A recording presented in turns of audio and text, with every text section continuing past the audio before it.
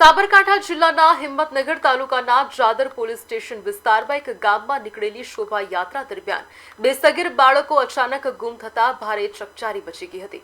ગામના એક જ યુવકે પરિવારજનોને ફોન કરી જાણ કરી હતી કે 7 વર્ષ અને 9 વર્ષના બે બાળકોનું બાઇક સવાર શખ્સ દ્વારા અપહરણ કરવામાં આવ્યું છે અને તે પોતે આરોપીનો પીછો કરી રહ્યો છે। ઘટનાની જાણ જાદર પોલીસ સુધી પહોંચતા જ સમગ્ર જિલ્લામાં એલર્ટ જાહેર કરવામાં આવ્યું હતું। સાબરકાંઠા જિલ્લા પોલીસે તાત્કાલિક નાકાબંધી ગોઠવી તપાસ શરૂ કરી હતી। સાથે સાથે સીસીટીવી ફૂટેજ, ટેકનિકલ સર્વેલન્સ અને ખાનગી બાતમીદારોને પણ કામે લગાડવામાં આવ્યા હતા।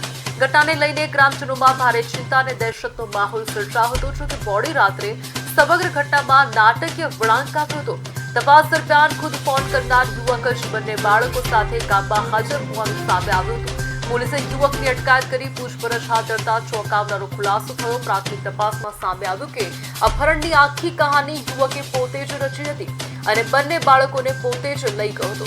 હાલ પોલીસે આરોપીની વધુ પૂછપરછ શરૂ કરી છે અને આ કૃત્ય પાછળનું ચોક્કસ કારણ જાણવા તપાસ આગળ ધપાવી છે।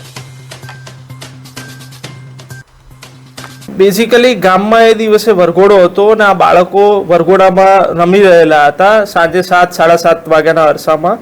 અને એવામાં જ આ જે દેવરાજ છે એણે કલાક રહીને ગામના એક વ્યક્તિ જે આ બાળકના મોટા પપ્પા થાય છે એને ફોન કરીને જાણ કરેલી હતી કે આ બે મોટરસાયકલ પર આવેલા ઈસમો આ બંને બાળકોને ઉઠાવીને લઈ ગયા છે, હું એમનો પીછો કરી રહેલ છું।